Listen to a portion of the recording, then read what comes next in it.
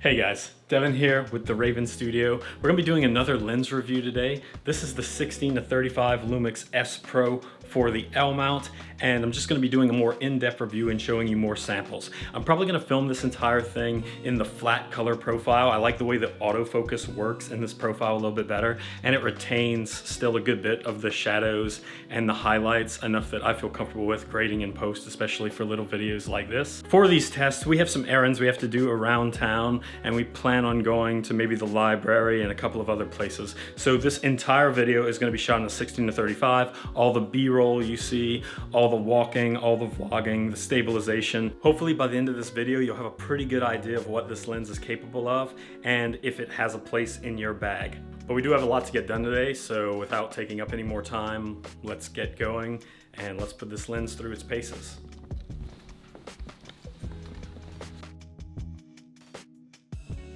So we've made it to our first location. I need to ND down this. This looks way too overexposed. Let me just ND down and lower the ISO. Should get some more details in the clouds, I think. It's always more important to highlight your subject rather than the world around you, but if you can do both perfectly, you know, always go for it. But we're at our first place we need to stop, which is the our old insurance company. We used to have our car insurance and life insurance and everything through here, but we, you know, prices have just gone up, and there's other companies that are doing virtually the same thing for less, so I don't know why we just should switch from them. But yeah, so I found like one of the best ways to get a lower insurance rate is just to go to another insurance company. It's very seldom that your insurance company will ever just like make it lower for some reason. So much better just to actually go price shop, and then other insurance companies will try to get you with like a lower premium. That's pretty much the best way to switch insurance companies, is just bring your price that's really high to somewhere else, and the other places will just automatically try to beat it and give you all the discounts and all the special rates they can. Anyway, we're gonna go into the building now and go through all the negotiation and sign the papers to get out of our old insurance. I don't know why they didn't fax them. I think they just wanted to try and make it harder for us to leave. We'll be right back. 1 second. Well, we just finished up at the insurance place and it was pretty painless. It was really easy. Anyway, off to our next location. It's calling me, like the rainbow. It's calling me, like the rainbow, the rainbow.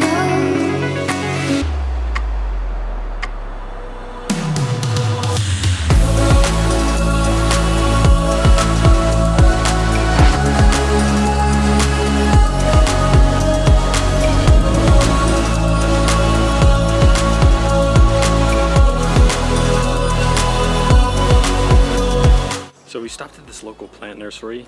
We've been filling our house with a lot of plants recently.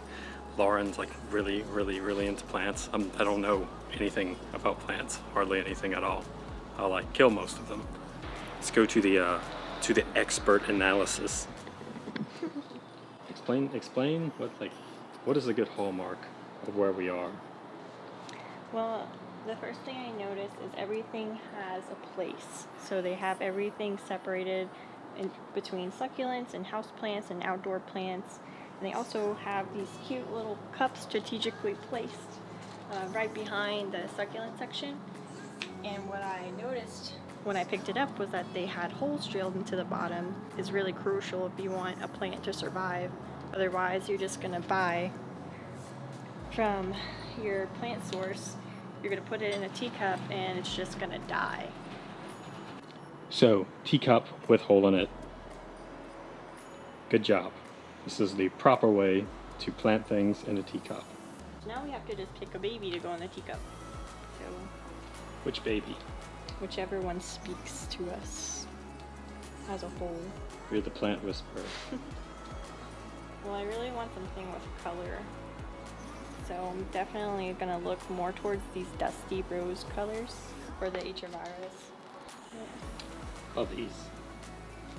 I do have these. Test it. Put it inside.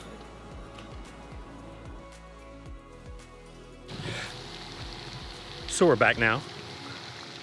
We've accomplished everything we need to accomplish today. That nursery was so nice. Went to this place. If you ever find yourself in Louisiana, about like 50 minutes away from the city of New Orleans, it's a place in a town called Thibodaux called 8 Bears Nursery. They were just so nice. They saw me with my camera. I didn't even have to ask. They're like, oh, take as many pictures as you want. Film anything you want. Here's our Facebook and our Instagram. Tag us in it if you don't mind. So I thought I would plug them. We've got one final test I want to run before we finish this off, and that's just with the stabilization. So you may or may not know, but at 16mm on the wider angle of lenses, stabilization tends to matter less. Because the frame is so big, you don't notice the micro jitters that you may get. Now, even though I'm on a Lumix S1H now, I didn't always have a Lumix S1H. I used to have a Lumix G9 and a G85, and on that system I had the 7-14 F.4. The F.4 pretty much made everything in focus, so we couldn't get a blurry background. That's one of the nice things about full frame, is an F.4 on full frame. A lot of that's still blurry. It's not completely blown out. You can still tell that those are buildings, and there's a fountain, and there's little trees, and maybe even see some people behind me, I don't know. But at F.4 and Micro Four Thirds, almost everything's in focus, so you don't get the same kind of depth of field that you're getting now. But I remember I had the 7-14, which was really more of like a 14-28 if you were talking about a full frame conversion. And I remember any kind of shake I had, they'd have this like wobbly stuff, wobbliness all in the corners, which wasn't really like pleasant to look at. And I'm not sure what caused that. I didn't know if it was like the way the sensor moved in tandem with the lens would create just wobbliness along the edges. We're gonna run through a test where I vlog with no image stabilization whatsoever, so we can see just the natural shake that the camera would have with this lens. I'll do one where we have the image stabilization boost, where the sensor can move around a bit more inside the body. We'll turn that one on, and then we'll try one with the digital image stabilization. So here we are at 16mm. We have no image stabilization whatsoever. I've turned it off. We have whatever the body naturally gives. We're at the full range of the 16-35. We're at 16mm F4. And this is how it looks. I'm trying to gauge how stable it is in the little flippy screen, but I can't super tell. Currently holding it with one hand half extended. This is if I extend all the way, you see a lot more, but it's a lot harder to hold stable. If you bring your elbow in, you can get a little bit more stability. And if you do two hands, it minimizes even more shake. This might be the way to go. But tell me how it looks. We have the image stabilization boost turned on now. I'm not sure, it looks like it might crop in a little bit when it does this. I think the only reason you'd want to have this off is if you were using a gimbal, because on a gimbal you prefer your sensor not to move at all because the gimbal will do all the stabilization. And if you have IBIS turned on, or electronic image stabilization, it fights against the gimbal and you actually get like worse looking footage because of that. But this is me vlogging at 16mm, my arm tucked in. This is how much shake we have minimized. If we go all the way out, this would be our frame. Just one arm, one hand free to vlog. And then this is if we vlog with two hands. And it looks pretty stable.